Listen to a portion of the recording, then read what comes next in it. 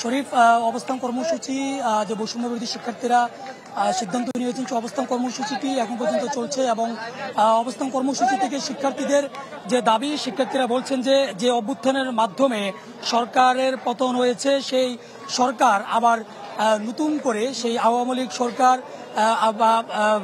যে পতন হওয়া যে সরকার, সেই সরকার নতুন করে আবারও নতুন একটি অভ্যুত্থান তৈরি করতে পারে বাংলাদেশে এবং অভ্যুত্থানের নামে দেশে শৃঙ্খলা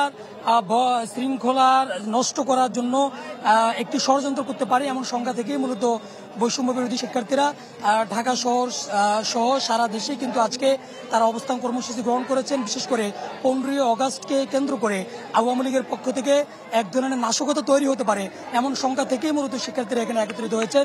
শিক্ষার্থীরা বলছেন দ্বিতীয় কোনো অভ্যুত্থান কোনো ক্রমে তারা বাংলাদেশে হতে দেবে না, এমনটি তারা বলছেন।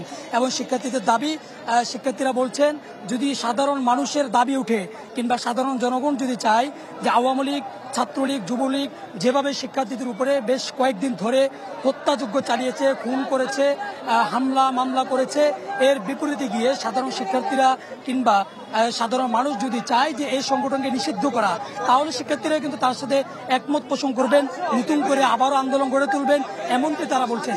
এবং এই দাবিগুলো নিয়েই মূলত শিক্ষার্থীরা আন্দোলন চালিয়ে যাচ্ছেন। এবং শিক্ষার্থীরা বলছেন বৈষম্য বিরোধী যে শিক্ষার্থীরা রয়েছেন তাদের দাবি যতক্ষণ পর্যন্ত না তারা যে 4 দফা দাবি, সেই সরকারকে শাস্তির আওতায় আনা, সেই শেখ হাসিনা সরকারকে শাস্তির আওতায় আনা, সাবেক প্রধানমন্ত্রী যিনি ছিলেন, শাস্তির আওতায় আনা সহ 4 দফা দাবি যতক্ষণ পর্যন্ত বাস্তবায়ন না হবে ততক্ষণ পর্যন্ত যে কর্মসূচিগুলো তারা দিয়ে আসছে সেগুলো ধারাবাহিকভাবে তারা দিয়ে যাবে এমনটি তারা বলছেন। ধন্যবাদ আপনাকে, আপনি থাকুন, পরবর্তী সংবাদ আবারও যোগাযোগ করা হবে আপনার সাথে।